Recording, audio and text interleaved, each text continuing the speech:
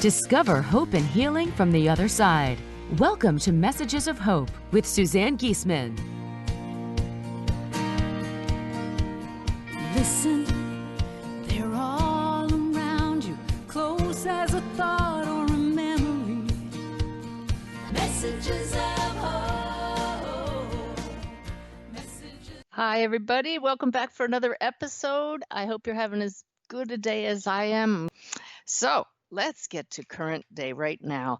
Janet Nohavec is my guest, and I'm so honored. Those of you who've read my story or watched the Messages of Hope documentary actually saw Janet in that video because she blessed us by coming on and reenacting the scene when I made my very first connection with the spirit world.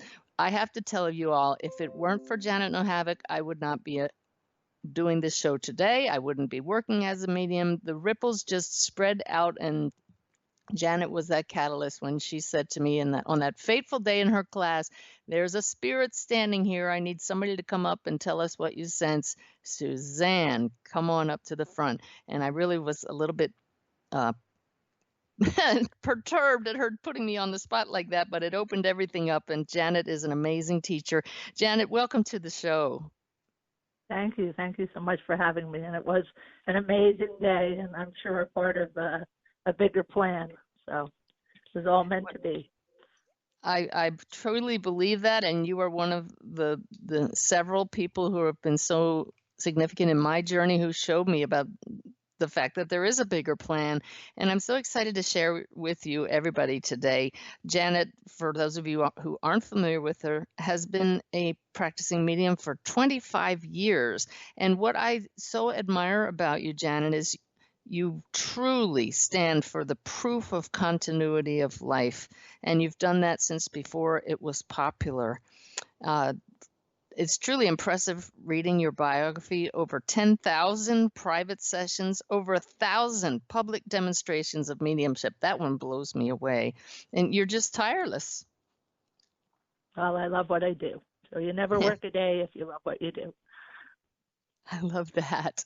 Well, for those who aren't familiar with you, and even those who've heard your story, I want to hear it again anyway, because it's just so fascinating. I'm just going to let you go back to the beginning and start with the fact that what drew you to my attention was the fact that you're now a practicing medium, spiritualist minister, and we'll talk more about that later. But you began your working life as a Catholic nun.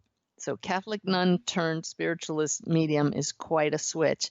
You want to go back to wherever you feel it's appropriate to start and tell people how you ended up here? Sure. Thanks so much for the opportunity. I would have to go back to being a child. Me and my sister, me first, would see my grandfather who committed suicide. And back in the faith that we were at that time, suicides never settled. If someone committed suicide, they were doomed to roam the earth forever and ever. So my mom was petrified that this grandfather who had committed suicide was turning up. So could I just interrupt a second? Are you saying that back then that's what people believed, correct? That is what people believed, and still some people, unfortunately, have that as a belief system, that someone commits suicide and that soul was, tortured, will not be at peace, So that was my mom's belief system. And of course, that's not my belief system at all anymore. God understands, whatever our choices are in life, and we're welcomed home in peace. Hopefully we finish our life, as we have it in front of us. So that was our first encounter with the spirit. And I was petrified of it,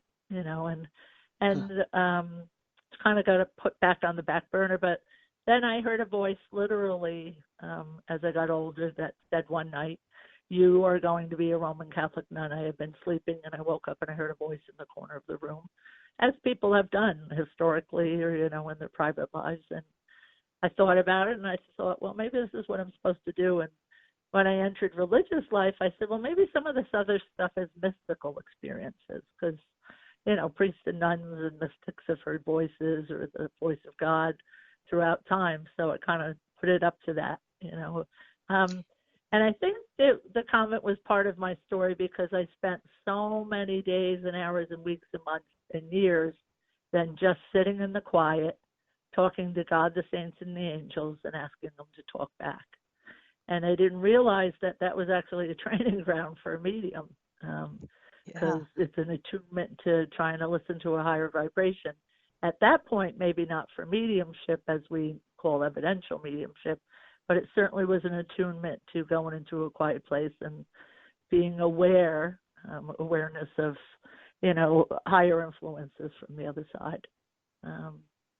So after about 5 years, it was too restrictive for me, and I made a choice to go. And that's when I encountered a medium who says, "You've been seeing spirit people since you were a child. There's this world of mediumship and spiritualism, and you might want to look at it." And I was very leery of it. I was very prayerful about it. I certainly didn't want to do anything against God. But, today I look at it and say,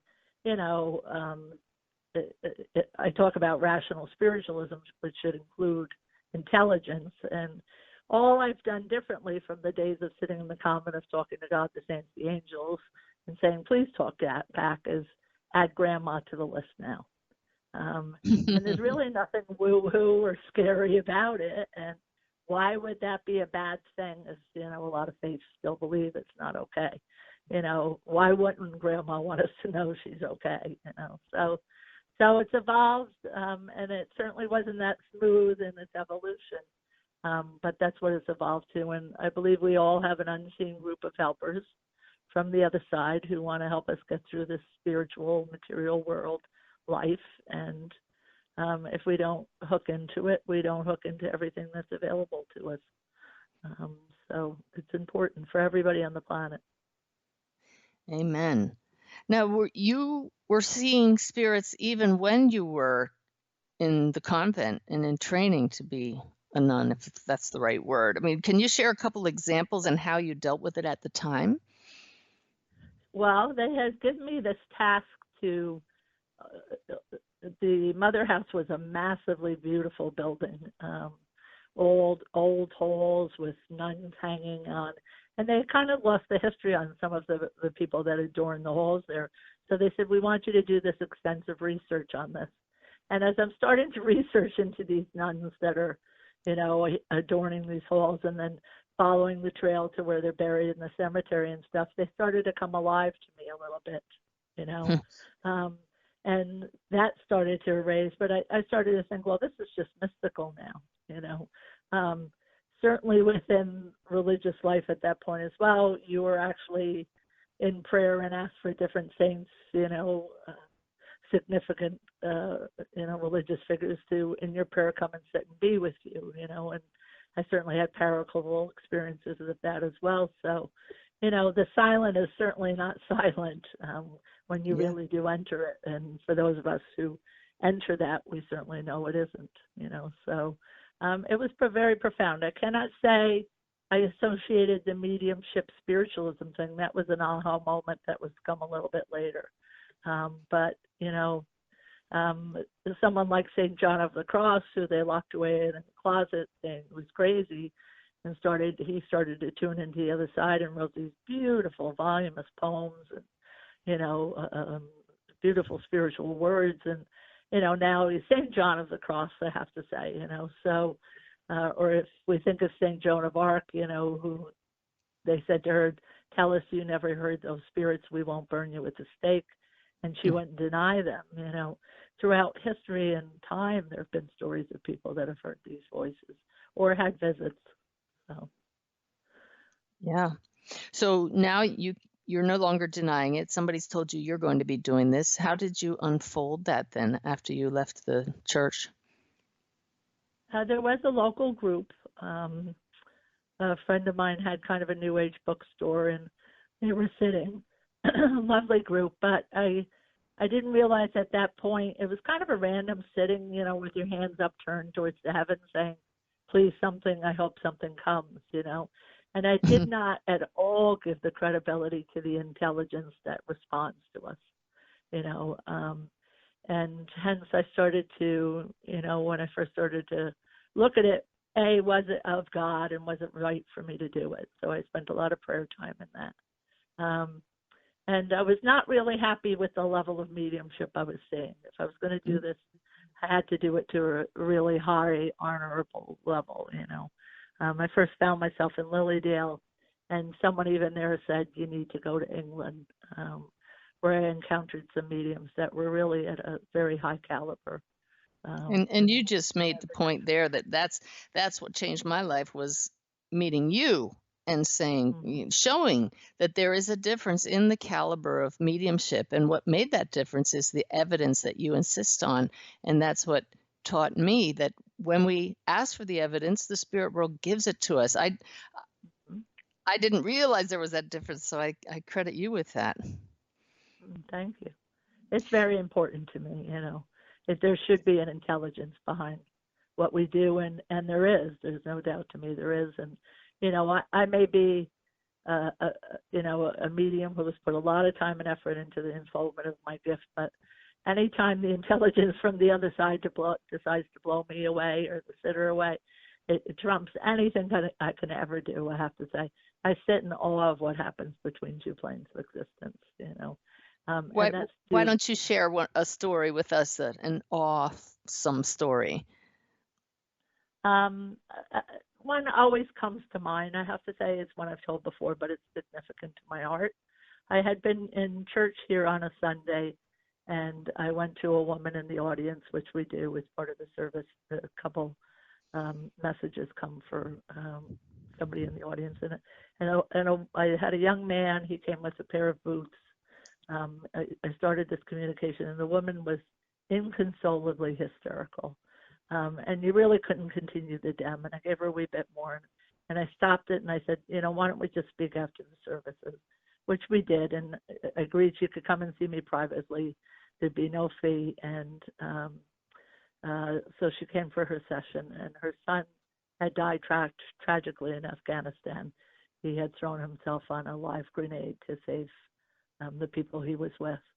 And first and he kept telling his mom, stop being upset with my dad, because the dad had encouraged him to enter the military, and the mom didn't want him to go. And he said, stop blaming my dad. I would have done this again. I did an honorable thing. And it was, you know, you're part of a conversation that you're really not, you know, part of these lives, but you find yourself in the middle of as time goes on. And he said, you know, how much he loved his mom, but what he did that day, he really was an act of love, you know, and for him it was honor, you know, and it ends up, you know, a spirit I don't even know, someone that walked this planet. I want to stand up in this room and almost salute the honor of someone I've never met. And that moves me profoundly, you know, these experiences of when you meet someone with such courage and such compassion, you know, or the healing that we see takes place between a parent and a child that left things badly when, you know, the last breaths were taken, and the healing that takes place between two planes of existence. But on that day, I wanted to stand up and salute a spirit, I have to say, and this experience, and it leaves me in awe. You know, it's never stopped leaving me in awe. Well, that's what I pray. May I never not be awed by this work. It's truly such a blessing. So you went to the Arthur Findlay College, which I heard about through you, and then anybody who really gets into mediumship ultimately hears about it. And you're still one of the few American teachers certified to teach there. Isn't that right? Yes. They gave me the privilege of, after time, being an approved overseas tutor, which I, you know, treasure and, you know, hold very dear to my heart. And, you know, when I arrived there, I met a gentleman who said, you know, you give me a few years, I'll straighten you out. And, you know, my little ego didn't want to hear that. And I'll straighten you out, he said. Yeah. Who wants to hear that from a teacher? I'll fix you. No, nobody wants to hear that. But, you know, I saw some mediumship I was, you know, in awe of. And I think that's been all part of a bigger plan, because since that, you know, this cooperation between the British and the Americans have really brought the American standard in an upward march that has happened across the country, Yeah, but you're part of and that. I was thinking today, we studied the pioneers of mediumship, and Mavis Patilla, whose biography I wrote, Droplets of God, she talks about the great pioneers, but she's one of those now. And as I was thinking today, I thought, Janet, you're one now too, because you brought this emphasis on evidence to the U.S., and you've brought the Spiritualist Association's principles to the U.S., and I give you all the credit for that. thank you. Well, I was just part of, we're the worker bees, there's things we're supposed to do, and we're supposed to do the work, and, it's been my honor and privilege to be part of it, but I really do believe America, as far as evidential mediumship, is on its way back up in a very strong way. And I think there's a purpose to it. I think that intelligence from the other side has a purpose for what's happening next with all of it, What do you see that purpose as? So I did the continued process of unfoldment, and I encourage, you can't just take a class and think I can do this. It's on a deep soul spirit level, and it takes years of unfoldment to understand and come to, develop and a greater awareness of how to be used, from the other side for this unique way we, become walkers between two worlds. So, and I respect the people that, make it a life passion. Those are the mediums that I respect, and there are quite a few now, Yeah. So it's been a fantastic voyage with all of that. Isn't it? Yeah. So let's see. So you took a series of courses at Arthur Findlay College. Why don't you pick up the story from there? I had always wanted a church.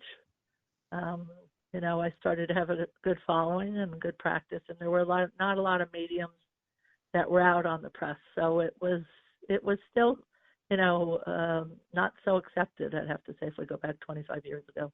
You couldn't find most New Age things at Barnes & Noble at that point. It was still a few more years before that was going to be able to come around. It was still in great secrecy and not allowed. And I always wanted a church, and we had started a church and affiliated with the SNU. And, that's the Spiritualist National Union, of Great Britain. In England. Uh-huh. Yeah, because of their standard of mediumship, that was my choice rather than be independent or go with the American group at that point. And a gentleman had come to a service when we were in a New Age bookstore, and a message came through. I knew the day was different because I kind of said something in the contact. Just a minute, I'm going upstairs. And I said, I never say that. And he ended up coming for a reading. I didn't know who the man was. Somehow he got in sooner than later for a reading, and came for another reading, and he had lost his daughter tragically. And we developed somewhat of a friendship, not close, and they took him and his wife to dinner before Christmas one year. I still didn't really know who these people were, but it changed his vision of his daughter's death. He looked at the grave and it was the end, and that was no longer true for him. He had a dialogue with his daughter. He had what he called upstairs, downstairs dreams. She would come to visit him. He would go with her to visit her. And it transformed his belief system. He was a Catholic. And right before Christmas one year, they took me to dinner and said, how much money do you need for a church? And I said, in New Jersey, probably about $350,000 down payment. And he looked at his wife and he said, we're going to give it to you. And it's like, pinch me now. This can't be real, And we looked for a building. He was extremely supportive. The towns that we looked at did not want this group here. They were saying, why would we let this cult into our town? The Division of Civil Rights from the state of New Jersey got involved because it was discrimination, which you wouldn't think would be happening, these recent times, but it was. And we ended up getting this wonderful American Legion. It took time and effort, and like I said, town meetings, and they tried to bankrupt us to keep us out. And So let me just ultimately interrupt a one second. You vote. got an American Legion building that was for sale, and that's what you wanted to buy, but you needed the town approval, right? So, and that's when the Division of Civil Rights got involved, and it went down to a vote, and it was one man that was the deciding vote, and we were allowed in. And hence we turned this into the beautiful sanctuary where everybody is welcome, you know, and $500,000 later, the man stands in support of this, you know, meeting room, this church between two worlds, and we still have a close friendship and sends many friends or couples that he meets who have lost children or loved ones that are grieving. So I'm very, very blessed. That's the Journey Within Church in Pompton Lakes, New Jersey. And Janet, I have to tell you, hearing you tell this story, it's just bringing back so many memories. Many of you know Janet's story. It's told in her wonderful autobiography, Where Two Worlds Meet. And Janet gave me the honor of being her ghostwriter with her on that. So to interview you and hear all the details, and I remember that scene where we described that scene where they're coming down to that vote. It's just like, you can't make this stuff up. It was such a cliffhanger. Are they going to get their church or not? And then you get it. And to have been in your church, to walk in it and feel the sacredness of that sanctuary that you've created, and to think that it almost didn't happen, but you were just relentless. You were a woman on a mission, truly guided by God. And that's why everything has worked out the way it has. Thank you. Yeah. So everybody, I encourage you to find Where Two Worlds Meet on. You can get it on Amazon, and you look under Janet Nohavec. Her website also is janetnohavec.com. Did I interrupt you? I was just going to say, Through the Darkness is actually the autobiography. Oh, gosh, I'm totally screwing that up, aren't I? Well, we just gave a plug for Where Two Worlds Meet. Yeah. Thank you. Yeah, Through the Darkness is the autobiography, because you certainly came through the darkness and emerged into the light. Where Two Worlds Meet is your story, your teaching of how to develop evidential mediumship. And I have to tell you, Janet, because I had I put your teaching in your words into your book and helped you to write that. I have that book at events when I sell books, and I have had so many people come up to me and say, that is the best book of how to develop mediumship I've ever read. And everybody else nods their head. So you really have a winner with that book. Thank you. Thank you very much. So go ahead. It's just been not the journey I expected, but an incredible journey as it's unfolded. And continues to unfold, because obviously the story continues, and it's so many people come in and out, but you can't just be helped but moved, and I think one of the most unexpected, beautiful aspects is, I've been able to continue to serve in a church. So even though I left the convent, I do weddings, I can be in this community that I love. But be in a world where there's so much focus on a material world, you can't help but be submerged in the spiritual, and that just transforms your walk a bit through this lifetime. So many people get disappointed and disillusioned with the material world. Well, we have to go into a break now, but when we come back, I want to share the news about possibly another church coming up with you and where you're going in the future. So everybody join us after the break. We'll be back in just a few minutes.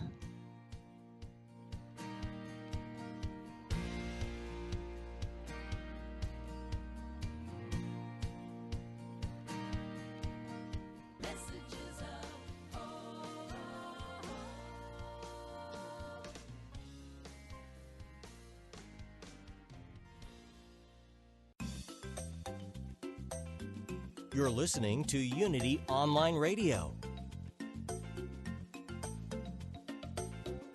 the voice of an awakening world.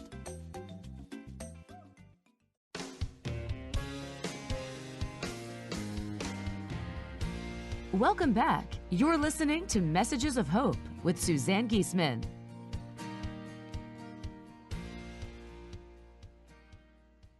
Oh, Oh, gosh, everybody. I hope you're enjoying this chat with my original mentor, Janet Nohavec, as much as I am. Hearing her talk about the stories of how her church came together, everything that's told in her biography, Through the Darkness, is just reminded me so much of those magical moments. And Janet, we were talking on the break about what a moment that was. It's just like a fairy tale when you talk about that man saying, how much does it cost? How much do you need to start a new church?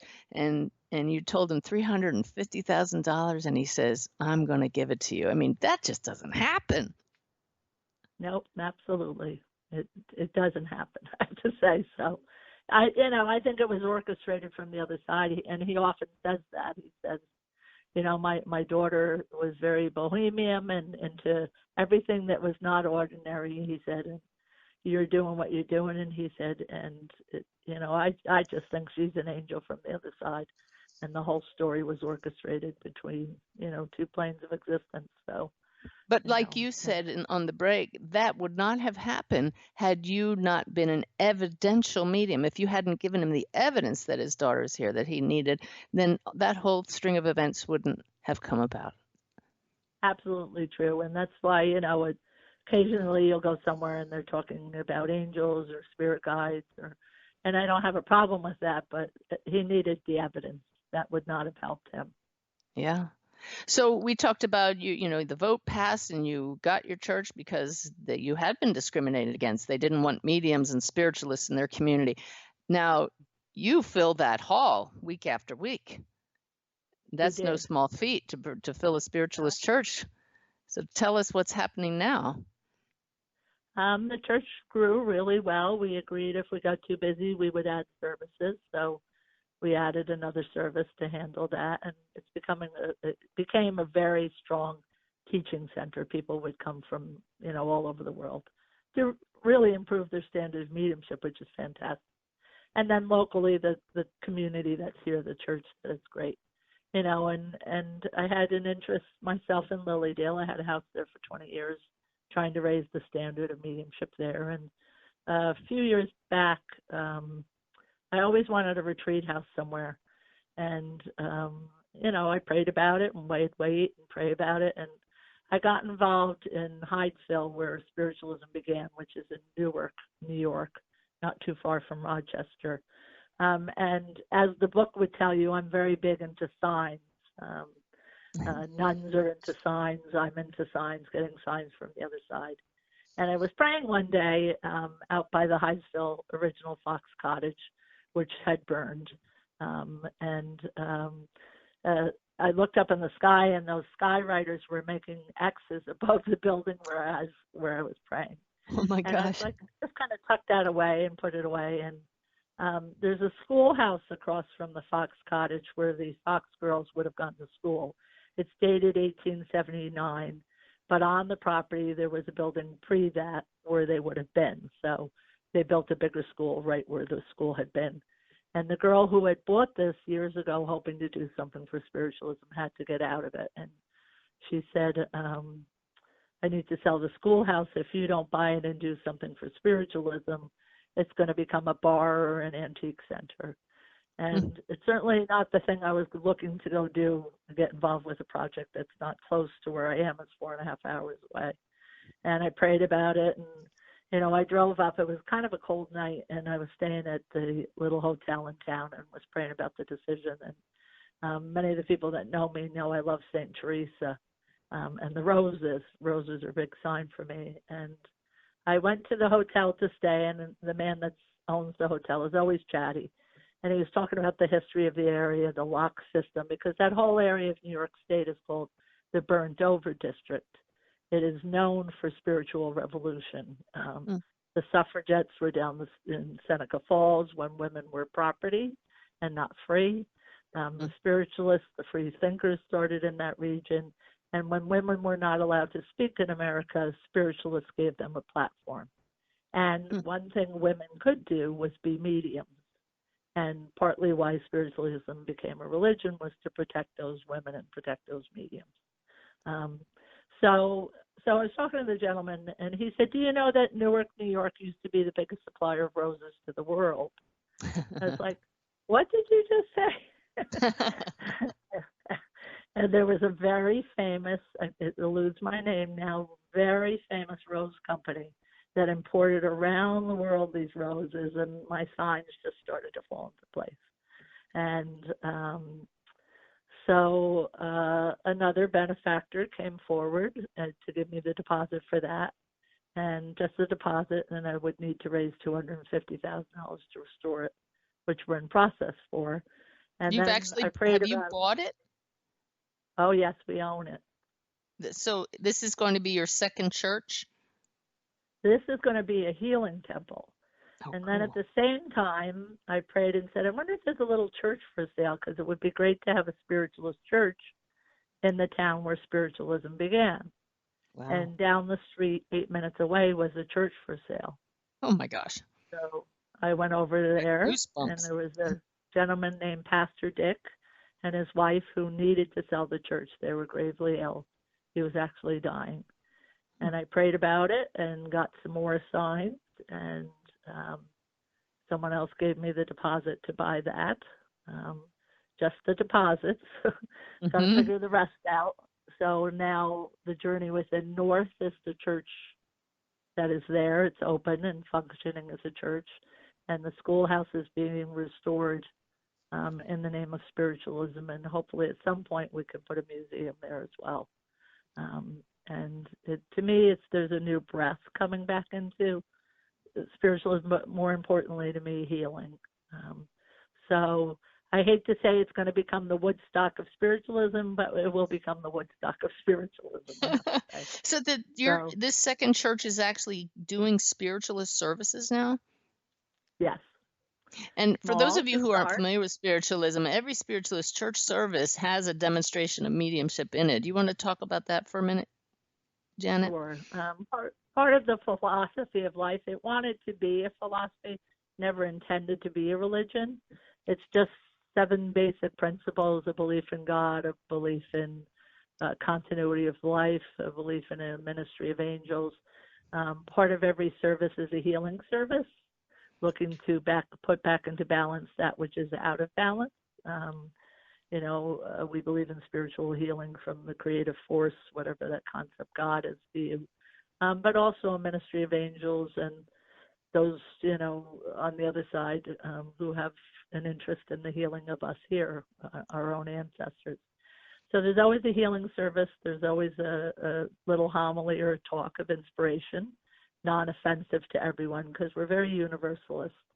And then a demonstration of mediumship. And there's never a fee for that. It's part of our belief system. So the medium comes to several people in the audience, and a couple songs and then closing. So it's a church that's communion with God in a different way, but it's a communion with bringing through people's loved ones. That has been the tenet of, a very different kind of place where everybody is welcome. Wow. And what is the name of this really church? Important. Excuse me? What is the name of this new church? Well, we have the Journey Within in New Jersey. The new church is the Journey Within North, and the schoolhouse is the Hydesville Schoolhouse, and that was in really horrible, disparaging shape when we bought it. The interior still is. So I'm meeting the architect on Tuesday, but I've got to raise, like I said, probably about $250,000 for that. So, but where there's a will, there's a way, and where there's a plan on the other side, they wouldn't have sent me if they didn't have a way to manifest it. So I've just got to keep doing the work, So yeah, I know that you'll never retire. This is what it's your calling. But where can people find out more information about those projects? At janetnohavec.com? They go to janetnohavec.com, or the Hydesville Schoolhouse.org has a beautiful, just finished website with everything we're doing, Cool. and all the fundraising we do. There's demonstrations, raffles of readings, lectures, any way I can do anything. And luckily, I have lots of friends who are willing to help, and lots of mediums whose lives have been touched. So, bit by bit, Mavis is a huge, backer of the project. it is in that what's called the burnt over district of upstate New York, the Mormons, the Quakers, the suffragettes, spiritualists. There's something that has to do with the ley lines and the water as it runs through that part of New York State. It's been documented. So, spiritual revolutions don't tend to, stop. They've continued to evolve. So why wouldn't something else evolve out of this area? So we'll be listening and waiting. And part of the journey. It's beautiful up there. Really, it's a beautiful area in New York State. Wow. So it's been an interesting, aspect. But for those people, who really kind of question, is there something to this? And I was just getting my hair done this morning, and the woman was having a bit of a tough day, and she said, do you really believe that life goes on? And I said, more than ever. I said, because, when I first started this and looked at, okay, so I can bring through someone's loved one. We now have neuroscientists who have had near-death experiences. Yeah. We've had people like Raymond Moody who have documented, deathbed visions and visitations by loved ones.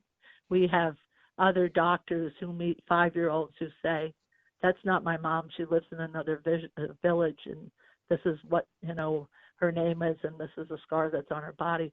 There's so many other ways that there's, validation of this whole belief system that just supports the whole underpinning of what we believe, So I can say even with more, of a conviction that I absolutely do believe. And in my own heart of hearing that voice, if you start to tend that interior world, which we all have, you can stimulate that for your own life, I have to say. Or like with my mom, Thomas Edison was working on a black box that was going to talk to his deceased grandmother. And I hope somebody finishes it, because I would love to hear my mother's little Polish voice over a phone call, But until then, every day I talk to my mom. I keep alive a relationship with her. Well, Dr. Gary Schwartz appears to be getting close to that with his soul phone. We'll see how that unfolds. These are amazing times. If the evidence brings it forward, So yeah. Unfortunately, within the whole of the movement, there are people who are, even locally here, that don't come from an evidential place, or, it's a big world, and there's a lot of new age aspects of things that are a bit out there for me, I have to say. And God bless everybody, I have to say, but my field of focus is evidential mediumship, I have to say, in a really sacred, honorable way, because it should be that significant. It should not be what we see with TV celebrity, or, what's the bigger wow thing we can do on TV, so this looks incredibly ridiculous. Or even, one thing Arthur Findlay College taught me, and I really respected, Dr. Morris Grove and Archie Roy, there's all these ghost hunter shows and people being scared, and people would come to my house by Lilydale and say, can we take a picture of the house? We're hoping to catch a ghost, in the picture. And I'm like, why does it need to be a ghost? Why can't it be the lady that lived here who just comes back to visit this house because she loved it? Yeah. Why do we have to continue to feed the old knowledge of, what was old knowledge, and people recently here, just in the last week, there was a young boy in a church who they were trying to depossess the 7-year-old boy, and he died, and that is old, scary knowledge, Back in the beginning of time, before they knew what mental illness was, when someone acted out, they said, you're possessed, she's possessed, We have new knowledge, there's got to be an intelligence that moves forward in time with new knowledge, and that's what I love about, to me, what we do here, and certainly what I believe about, the involvement as this moves forward, because it is significant. It certainly changes your way of life, and your experience of walking through this lifetime. Well, you taught me that, and I'm a walking example of that, because it certainly changed my life, starting with you saying you can do this too. So And now I say that to other people. You can do this too. We all are souls. We're connecting soul to soul. So I tell everybody, anybody can learn to be a medium. And so what is your thought on that? Can anyone be a I medium? believe everyone has aspects by their very birthright. By your birthright of being a spirit and a soul, you are mediumistic. But just like I believe some people, and I've heard you use this quote, can play piano, and some people are concert pianists. I believe the best mediums are born. There's just a configuration to them. There are some that just evolve like the cream to the top. And I think it's just the makeup of them, I have to say. But I have no doubt that everybody, because of their birthright, has a mediumistic aspect. And if they choose to develop it, can to develop it to different levels, I have to say. So what would you say is this maybe the single most important thing that people listening to today can do to enhance their connection with spirit? Develop an interior life. Pull away from the material world. Because even one of the greatest aspects of my mediumship is that when you enter that level of awareness, of attuning to another world, I have to say, it makes you even more aware of the incredible power of other things on the planet that we miss. Not too long ago, Dame Judi Dench from England said that she listens to trees that talk to other trees. She's been doing that for a very long time, or people that have pets, and if you have a pet, you can sense what they're thinking. I think it just changes your walk through this experience, and when you kind of pull into this interior world and spiritualize your life, it changes the whole of the experience. And I think it's profound. And you're just making me think, Janet, that that's even harder to do now than it was when I first met you, with the advent of cell phones and how much we use them now in social media. Last night, Ty and I went to a concert, and we were told that if anybody's caught using their cell phone, they're going to eject you from the whole concert venue. So we went in without our phones, and it's so unusual to sit with 15 minutes to wait and not look at your phone. And I use that time to just go within. And how many people do that now?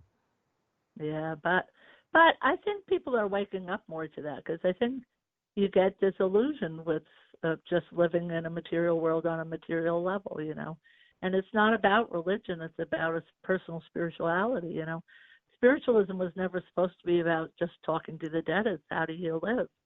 If you are going to go on, what you do with this lifetime is even more important than you thought before, and this level of personal responsibility, this thing of, they used to say, oh, the devil made you do it. The devil doesn't make you do anything. You're accountable for everything. So how you live is so much more important, I have to say, because you can progress your soul when you move to the other side, or you can begin to do it while you're here. And we encourage you to do it while you're here. But, and if you go to the Journey Within, we have a YouTube button, and there's a meditation there called the Upper Room, and it's for you. It's a meeting room for you to speak with your loved ones, for yourself, I have to say. Now, energy is different. Some days you'll feel it's a strong link. Some days it's not so strong. Energy is different for mediums every day. But every day I put an effort into continuing my relationship with my mother, because I adored my mother, I have to say. She was a very strong woman in difficult circumstances.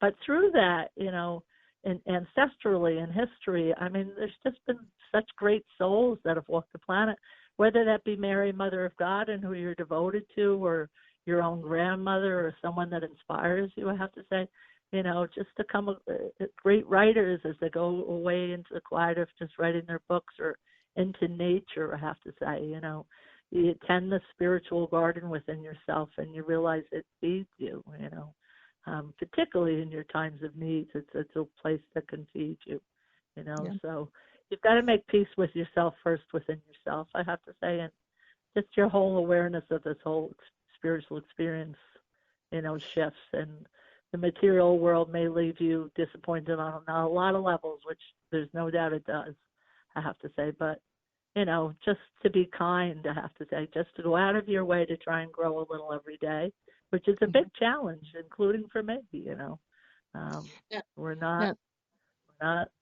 angelic, I have to say. But I will say this.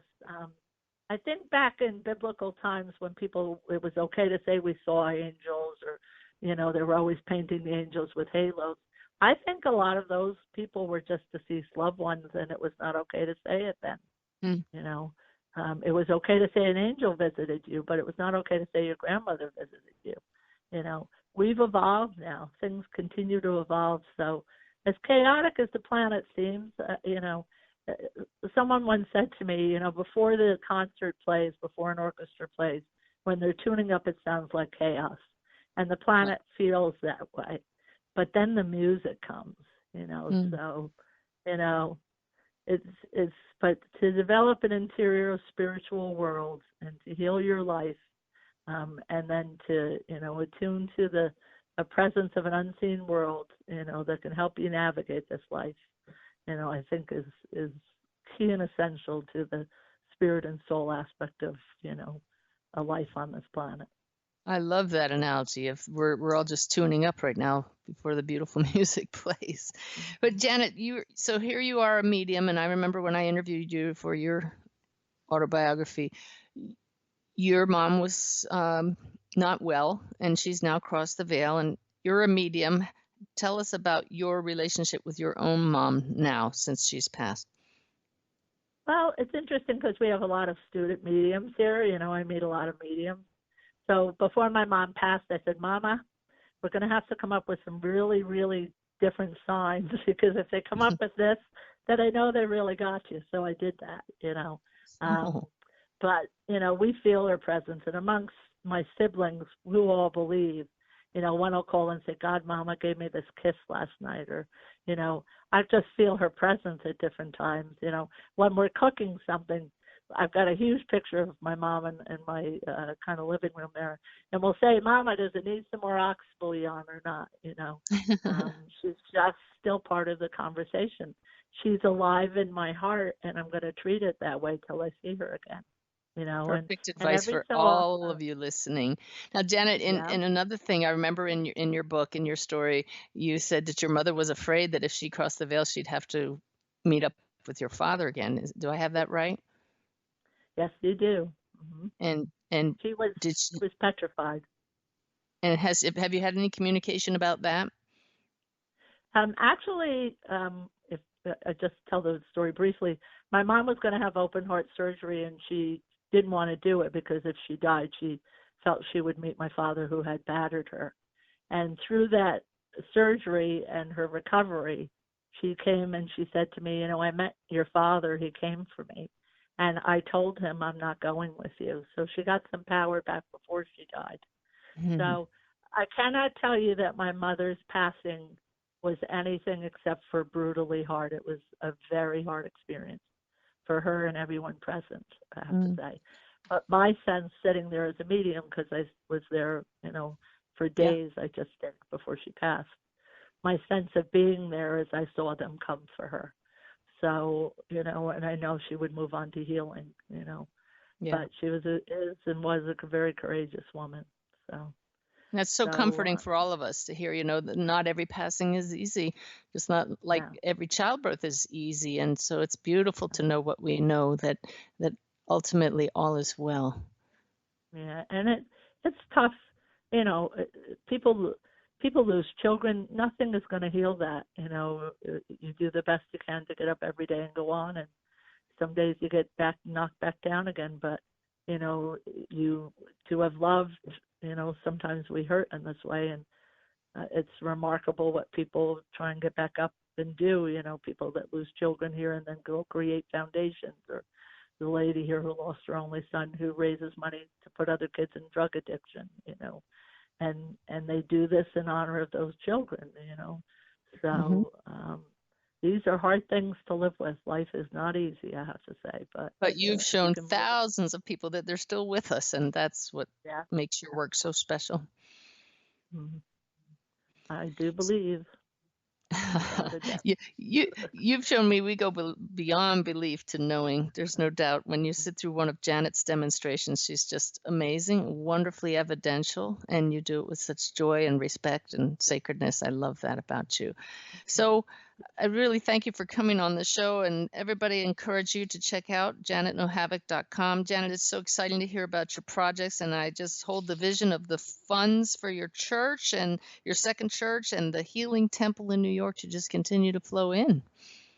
Thank you very much. Thank you for having me on. And so people can still come to your services with about 20 seconds to go here each Sunday in New Jersey, correct? In New Jersey and in New York. And in New York. Okay. And pretty soon in New Jersey via online too. So we'll be live streaming with excellent. Catch it online. Terrific. Well, thanks for your time, Janet. I hope everybody enjoyed your time with us as much as I did. Thank you very much.